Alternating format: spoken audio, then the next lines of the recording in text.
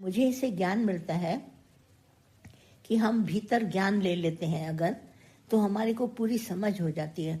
बाहर से हम चाहे किसी से बोलें या ना बोलें, पर हमारी भीतरी जो समझ है वो हमारी आंखों के द्वारा रोशनी में आती है। जैसे किसी का सवाल है कि हम बाहर से तो सोचते हैं कि हाँ, सब शरीर धारण करने वाले भगवान हैं, मगर दूसरा नहीं जाता, उसका प्रश्न है, द्वैत भरम नहीं जाता। अब दूसरा दिखे या कितना भी दिखे, चाहे मुझे पूरी पॉपुलेशन दिखे, रश दिखे, परंतु एक एक में भगवान है ना। अगर हम एक को हम समझते हैं शरीर ये भगवान ने धारण किया है, तो इतने सारे शरीर किसने धारण किए? वो भी भगवान ने। और दूसरा जो है ना, तुमको दूसरा नहीं जाता, दूसरा तो दिखेगा, अनेक मुझे दिखेंगे, एक भी दिखेगा, अनेक भी दिखेगा। जब एक शरीर भगवान ने धारण किया है, तो जो अनेक शरीर है वो भी सब भगवान ने धारण किया है। द्वैत क्या है ये अंदर में जानना चाहिए। दोनों, इसमें दो प्रश्न छिपे हुए हैं। एक तो अनेक, अगर हम अपने शरीर को भगवान जानते हैं, धारण किया है भगवान ने, तो सभी शरीर भगवान ने धारण किए हैं। अब द्वैत क्या है? ये एक भ्रम है। क्या है कि मैंने शरीर धारण किया, मैं इसके शरीर से अलग हूँ। अब मैं इसके शरीर से अलग हूँ माना दो हो गया, हम अलग नहीं हैं। हमको एक ही पिता परमेश्वर ने जीवन दिया है। तो जैसे मैं, वैसे ये बगल वाला जो पास में खड़ा है मेरे शरीर, वो भी वैसा ही। नाम भले उसका पहचान के लिए अलग है, स्वभाव भले अलग है, उसका कर्म अलग है, क्या भी है, पर ये शरीर और वो शरीर एक ही भगवान का है धारण किया हुआ। वो भी शरीर भगवान ने धारण किया, ये भी शरीर भगवान ने धारण किया है। ये हमको भीतरी ज्ञान होना चाहिए। द्वैत जो है वो एक भ्रम है। जैसे मैं अलग और वो अलग, पर भले अलग है, पर अलग शरीर भी उसी भगवान ने धारण किया है जिस भगवान ने मेरा शरीर धारण किया है। जैसे वो 5 तत्व का बना हुआ है, ऐसे हम ये 5 तत्व के बने हैं। दूसरी बात हमारे को आती है कि बोलते हैं बीमारी से हम बहुत डरते हैं। बीमारी से नहीं डरते, पर मौत से डरते हैं कि बीमारी के बाद कहीं मैं मर न जाऊं।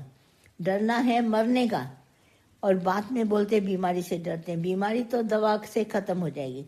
कितना भी दर्द होगा, आप गोली लेंगे, थोड़े समय सो जाएंगे, आराम करेंगे, तो आपका दर्द तो सर का भी उतर जाएगा, पेट का भी उतर जाएगा। मगर आपको लगता है ऐसा दर्द हुआ है कहीं मैं मर न जाऊं। आपको डर है मौत से, और मौत बनी नहीं। आपको नजर आती है कि जैसे फलाना गया, तो ये मैं भी न मर जाऊं। शरीर से प्राण का शांत होना, आप अपने को मौत समझते हैं, पर मौत ऐसी आसान नहीं है, बिल्कुल आसान नहीं है। कबीरदास कहते हैं, जिस मरने से जग डरे वो मोको आनंद। ये बहुत आनंद की अवस्था है। आनंद हमारे को आता है जब हमारा शरीर वाणी से, जैसे हमारे सांस शांत होते हैं, तो बहुत आनंद की अवस्था है। अगर हम मौत को अच्छी तरह से पहचान लें, तो सब जने मौत को प्यार करने लगेंगे, जीवन को नहीं प्यार करें। जीवन में हम जिंदा है तो खटपट बल्कि है, बल्कि तभी तो दादा ने बोला मरने में बड़ा आनंद है। बाय डेथ फ्रॉम योर गुरु, बोला गुरु से मौत खरीद करो। हम दादा के पास आते हैं, दादा मुझे मौत तुम्हारे से खरीद करनी है। जीवन है तो कुछ ना कुछ काम इधर उधर धंधा लगा पड़ा है, पर अगर हम मर जाते हैं तो हमारे पास कोई काम धंधा नहीं, एंजॉय करते हैं। डेथ को एंजॉय करो, इसीलिए तुम डरो नहीं। तुम बीमारी से नहीं डरता है, पर मौत से डरता है। अच्छी तरह पहचानो, बीमारी तो आएगी, दवा उसके लिए बनी है, इलाज और परहेज उसके लिए बनी है। बीमारी जा सकती है, पर मौत अड़ट डर है, वो नहीं जाएगी। इसलिए तुम्हारे को भय बहुत लगता है। मौत एक बार आती है, फिर जाएगी नहीं तुम्हारे जीवन से। उसको अच्छी तरह जानो। मौत एक बहुत आनंददायक अवस्था है। जब हम आनंददायक अवस्था को अपने में महसूस करते हैं, तो हम कहते हैं, अरे ये तो मौत अच्छी है। मरने से पाइए पूर्ण परमानंद। देखो क्या है, एक तो आनंद अवस्था है, और दूसरा मरने से ही हमको परमात्मा मिलेगा। जब तक देखो हमारा अहंकार है हमारे भीतर, तो हम कभी भगवान को नहीं पा सकते। जब हमारा अभिमान, ये ज्ञान की समझ आती है, नॉलेज इज पावर, वो जब हमको समझ आती है, तो हम अहंकार नहीं करते। और अहंकार न करने से हम अंदर में स्थित है अपने शरीर में, खाते पीते चलते कमाते रखते सब करते हैं, पर हम अभिमान नहीं करते। मैं करता हूँ, ये मेरे में अहंकार नहीं आता। हम देखते हैं शरीर चलता है, इंद्रियां चलती हैं, मन चल रहा है, बुद्धि चल रही, सब चल रहे हैं, अपने अपने कारोबार में सब लगे हैं, गुण गुण में वर्तन कर रहे हैं। पर इसका जो अभिमान हम करते हैं ना कि मैंने किया, वो हमारे को ज्ञान से हट जाता है। तो फिर मौत बहुत आनंददायक अवस्था होती है। मैंने तो आज दिन तक कुछ किया नहीं, हम तो डूअरशिप में है ही नहीं, हम तो बैठ के पिक्चर देख रहे थे, अपनी लाइफ की हम पिक्चर स्वयं देखते हैं। तो ऐसे देखते देखते हम उपराम हो जाते हैं। कभी अंदर में डर किसी बात से नहीं लगता। जब हमको चलाने वाला भगवान स्वयं है तो हम डरें क्यों किसी बात से? कभी अंदर में सोचते ही नहीं कि हमारे को ये डर क्यों लगता है या ऐसा क्यों आता है। डर की कोई बात नहीं।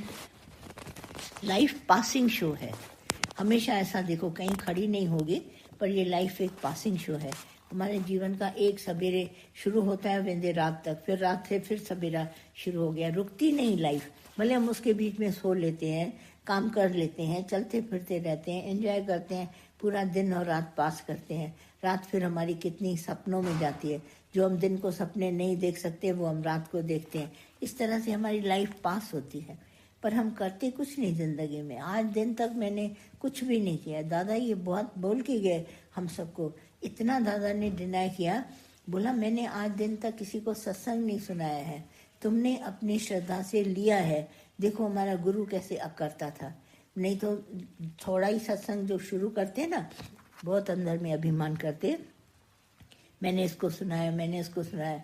मेरे पास भी कितने फ़ोन आते हैं, कहते हैं अरे बहुत अच्छी संगत आ रही है, फलाना बहुत अच्छा है, एक लड़की को बहुत दुख आया, उसने ज्ञान ले लिया, वो सुखी हो गई, फिर वो एक विधवा आई, फिर ऐसे हुआ। हम सब ऐसे समझते हैं जैसे हमारे से ज्ञान ये लोग सुन रहे हैं, पर दादा ने कभी इस तरह की बात नहीं करी। हम पब्लिक को देखकर बहुत खुश होते हैं। ये पब्लिक हमारे को पूछ रही है, आई हमारे पास, आज ये चीज़ लेके आई, कल वो चीज़ लेके आई, उसने फ़ोन किया, उसको तो ज्ञान का बड़ा फ़ायदा हुआ, उसने ऐसा किया, उसने ऐसा किया। बहुत हम लोग सब आशिक हो जाते हैं पब्लिक के ऊपर, पर कभी ये नहीं समझते कि गुरु हमारा था, उसने मुझे अपना बनाया और उसने मुझे ये ज्ञान दिया। ये गुरु का ज्ञान है और गुरु के ज्ञान से ये लोग सब खुश हैं। जैसे हलवाई मिठाई बनाता है तो सब लोग मिठाई ले जाते हैं डब्बे भर भर के, तो बड़ा खुश होता है, मुझे पैसे मिले और इतनी मिठाई बनी, शायद लोगों को बहुत अच्छी लग रही है। तो क्या करते हैं, बहुत अच्छी तरह से बनाता है, तरह तरह की रंगीली, सफ़ेद, काली, सब तरह की मिठाई बनाता है, पिस्ते बादाम लगा के बनाता है, तो उसकी बिक्री होती है ज़्यादा, तो वो ज़्यादा एंजॉय करता है अपने आप को कि मेरी इतनी बिक्री, मैं बहुत खुश हुआ। तो इस तरह की मिठाई बिकेगी, पैसा मिलेगा, सत्संग की पब्लिक बढ़ेगी, अपनी प्रशंसा में सब जने बड़े खुश होते हैं। मुझे भी फ़ोन आते हैं, ऐसा ऐसा हो रहा है, ऐसा ऐसा हो रहा है। पर एक जना तुम्हारे जैसा, अपने जैसा खड़ा करके दिखाओ, निष्कामी, और तुम भी निष्कामी बनो। जैसे दादा कहते थे हमने आज दिन तक किसी को सत्संग नहीं सुनाया, ऐसे तुम्हारे अंदर में विचार आना चाहिए, मैं सुनाने वाला नहीं हूँ। जब तुम भरी सभा के बीच में बैठता है तो जो श्रद्धालु भगत हैं वो तुम्हारे अंदर से ज्ञान खुद ब खुद ले जाते हैं। जैसे डॉक्टर के पास कोई जाए, जब तक कोई मर्ज अपना नहीं बताता तब तक डॉक्टर भी कलम लेके हाथ में प्रिस्क्रिप्शन नहीं लिखता। कंपनी ने दवाइयाँ बनाई हैं और उसके नाम डॉक्टर को बताए गए हैं, और डॉक्टर क्या करता है, पेशेंट को देखता है इसको कौन सी दवा यूजफुल होगी, जिससे इसका मर्ज उतरेगा, क्या करता है कागज़ पे वो दवा लिख देता है।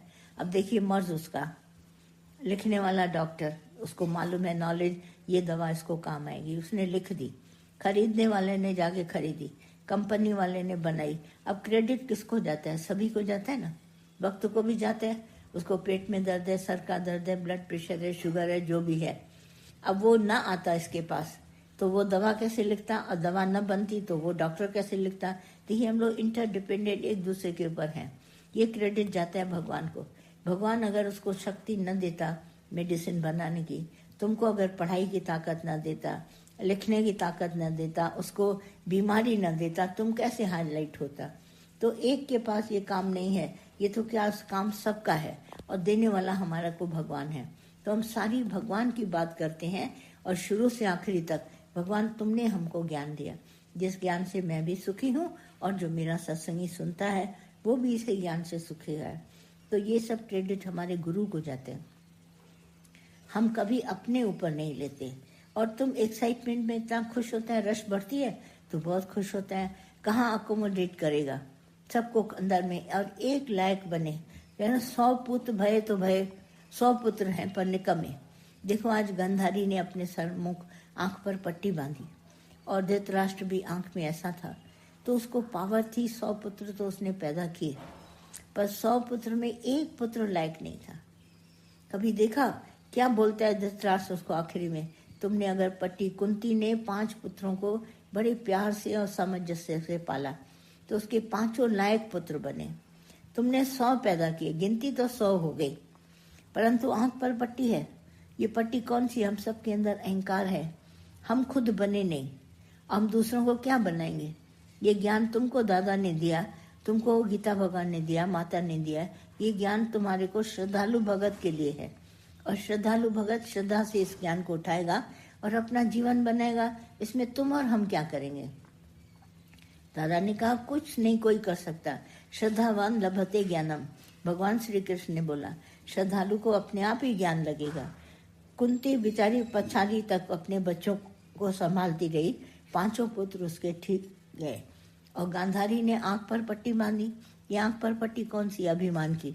मेरे 100 पुत्र, गिनती में तो उसके 100 पुत्र, पर एक नहीं लायक बना। सब ऐसे ऐसे एक दूसरे के पीछे मरते गए। रोज उसको न्यूज आके सुनाते थे, आज 5 गए, आज 10 गए, आज ऐसा गया। आखिर में पूछते हैं दुर्योधन कहाँ है? बोला वो छुप के बैठा है पानी के भीतर। वे उसको मारने के लिए भी सब खड़े हैं, और भीम खड़ा है, उसको जांग पर मारेगा, और सब के सब पुत्र तुम्हारे जाएंगे।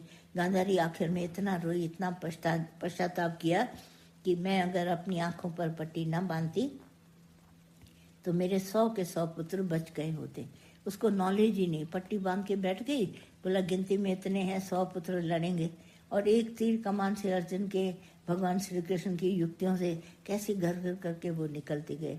कितना उधर कृपाचार्य था, वो खड़े थे, भीष्म पितामह, कोई भी नहीं बचा। देखो क्या हुआ, क्योंकि पालन पोषण सही नहीं था। जब वो गलत काम कर रहा था तभी भी धृतराष्ट्र उसको रोक नहीं पाया। आंख पर पट्टी थी उसके, और उसको कैसा किया, शकुनी के सुपुर्द कर दिया। उसने बेईमानी से सारी चौपड़ जीती। ये थोड़ी ना कि वो बहुत एक्सपर्ट थे, बेईमानी से जीती, बेईमानी से जीत कर और उसको हरा दिया। आखिरी में क्या हुआ, सत्य तो सच होगा। भगवान श्री कृष्ण ने कहा सत्य की जीत होगी और झूठ हारेगा। तो आखिरी में 100 पुत्र चले गए। तो ये हम लोगों ने आंख पर पट्टी बांधी है। पट्टी कौन सी है? हमारा अभिमान, हमारी एक्साइटमेंट। हम सोचते हैं शायद ये सुन रहे हैं। कानों से तो सारी दुनिया सुन लोगी, तुम रेडियो में बोलेगा तो भी सुन लेगी, टीवी पे बोलेगा तो भी सुन लोगी, चिट्ठी लेगा वो भी पढ़ लेगी, पर क्या होगा आगे? सबने सब कुछ सुना है। आज हमारे इतने सत्संगी, ढेर सारे ज्ञान तो सब सुनते हैं। ये सिर्फ एक्सटर्नल है, बाहर है। इतनी सारी पब्लिक आती है, ये बाहर है। किसी से पूछो अंदर गया, डॉक्टर भी दवा दे के रख देता है, घर जाता है, अरे ले लेंगे दवा, टाइम से अलग लेता है। एक होता है उसने टाइम पर दवा ली तो ठीक हो जाएगा, उसने बे टाइम दवा ली, बोला हाँ याद आ गई चलो ले ले, भूल गए तो भूल गए, रात की भूल गए तो भूल गए, सो गए आराम से, लापरवाही से। कोई नियम नहीं उसने पाला। दवा तो खत्म हुई, 2-4 गोलियां बच गई। डॉक्टर को बोला डॉक्टर साहब हमारी दवा बच गई है, तो क्या करेगा, आखिर में दवा को फेंक देता है। तो इस तरह से बहुत हम लोग लापरवाह होके दवा का अंदर में इस्तेमाल राइट तरह से नहीं करते। फिर क्या करते हैं, अपनी दवा किसी और को, पास वाले को दे देंगे। मेरे को डॉक्टर ने ये दी थी, मुझे फायदा हुआ, अब तुम ले लो, मैं नहीं लेता। कोर्स भी पूरा नहीं करते। तो इस तरह की बहुत बातें हैं, ज्ञान लेते नहीं।